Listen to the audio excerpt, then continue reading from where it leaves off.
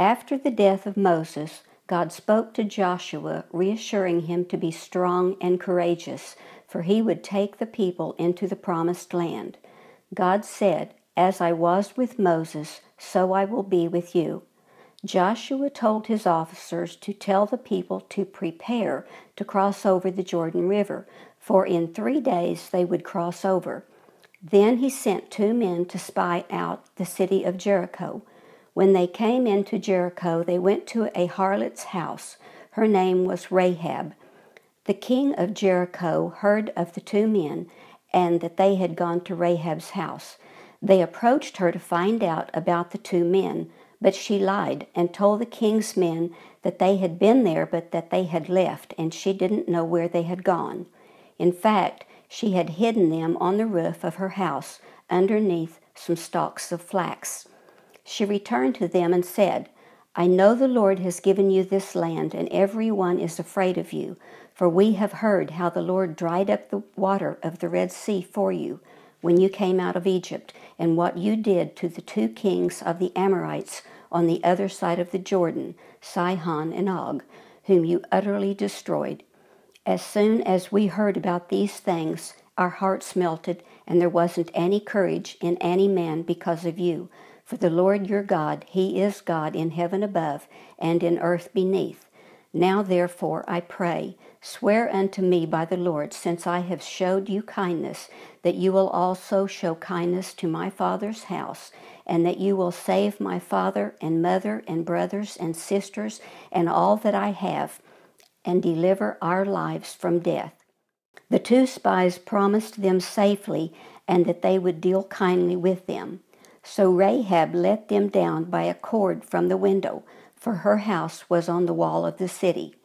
The spies told her to bind a line of scarlet to her window, so that they would know which house was hers when they came to take the city. When the spies returned to the Israelites' camp, Joshua told the priest carrying the ark to go before the people and to walk into the water. When their feet were in the waters would split, and they would stand in the river on dry ground as the people passed through the Jordan to the west bank of the Jordan. Then Joshua had 12 men, 1 from each tribe, take up a stone from the riverbed where the priest had stood, and they put the stones on their shoulders and carried the stones to the west bank where they would lodge for the night. With the stones they built a memorial to remember that Israel came over the Jordan on dry ground. The Lord told Joshua to have the people walk around the city of Jericho once a day for 6 days, and on the 7th day they were to walk around the city 7 times. First in line were the armed men, then the 7 priests with the 7 trumpets or ram's horns. Next was the Ark of the Covenant and those that carried it. Then came the rest of the people. The people were not to make any noise or do any talking. They were to be completely quiet. On the 7th day, after the 7th time around, the priest blew the trumpets, and the people shouted, and the walls of Jericho fell down. Then the armed men went in and took the city, but they spared Rahab and her family. They destroyed everything and burned the city, but they took the gold, silver, brass, and iron to put in the treasury of the house of the Lord. The people were not to take anything from the city except for the things just mentioned for the treasury. But a man named Achan took something and kept it, and God's anger was kindled among the people of Israel. When Joshua sent men up to the city of Ai to capture it, the men were defeated because the Lord was not with them in this battle. When they returned to camp defeated, their hearts melted, for they did not know about the curse upon the people because of what Achan had done. Then Joshua fell with his face to the ground and confronted God as to why this happened.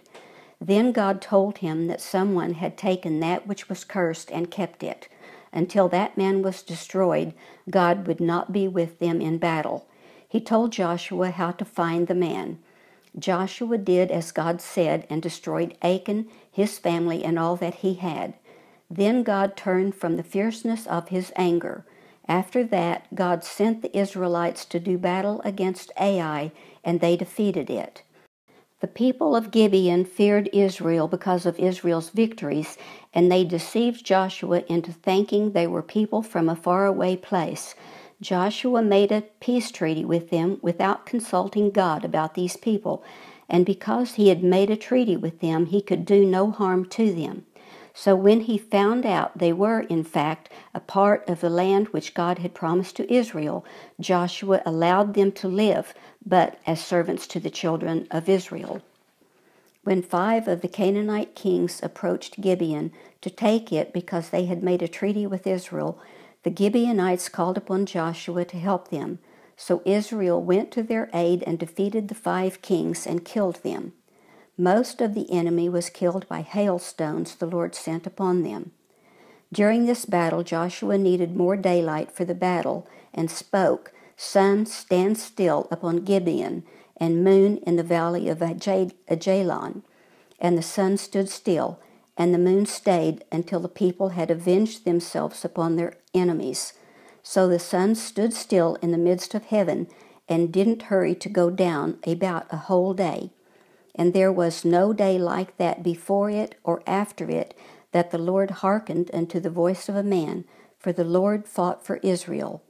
After this Joshua conquered Lachish, Gezer, Eglon, Hebron, Debir, and many other kings and cities, and Israel took the spoils of the cities.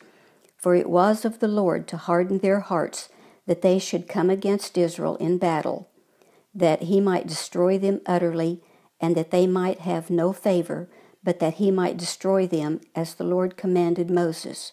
So Joshua took the whole land, according to all that the Lord said unto Moses, and Joshua gave it for an inheritance unto Israel, according to their divisions by their tribes, and the land rested from war.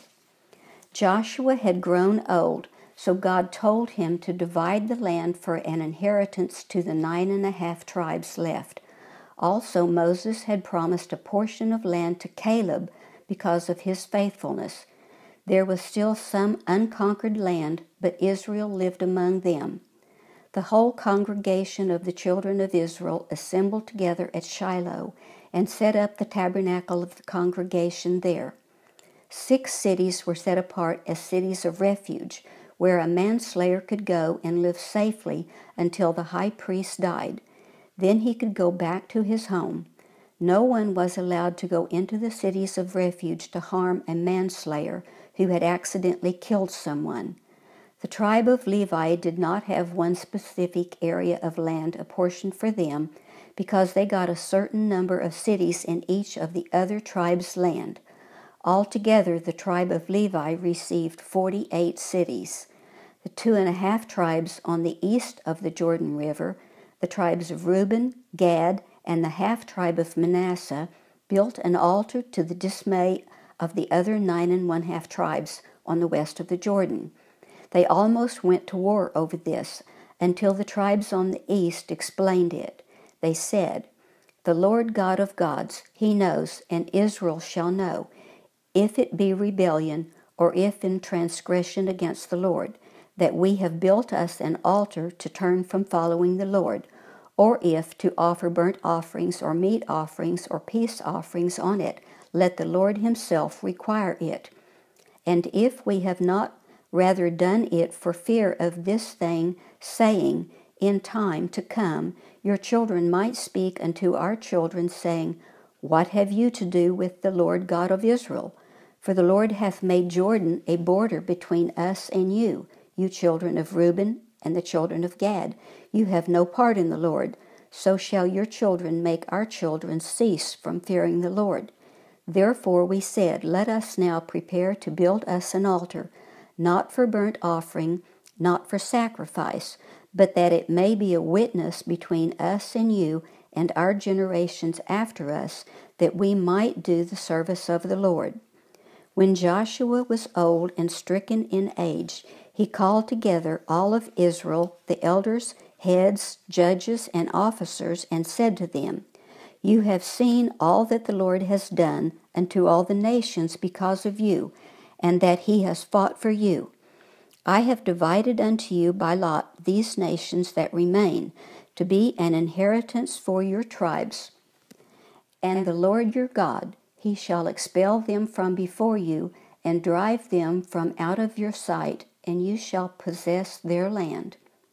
Be courageous to keep and to do all that is written in the book of the law of Moses, that you turn not aside to the right hand or to the left, that you come not among these nations that remain among you.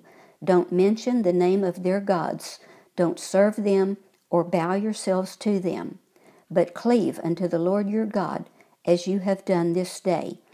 If you go back to the nations that remain among you, and make marriages among them, and go in unto them, and they to you, know for a certainty that the Lord your God will no more drive out any of these nations from before you, but they shall be snares and traps unto you, and scourges in your sides, and thorns in your eyes, until you perish from off this good land which the Lord your God has given you. It shall come to pass that as all good things are come upon you, which the Lord your God promised you, so shall the Lord bring upon you all evil things, until he has destroyed you from off this good land which the Lord your God has given you. Joshua said, Choose you this day whom you will serve, but for me and my house we will serve the Lord. And Israel served the Lord all the days of Joshua, and all the days of the elders that outlived Joshua.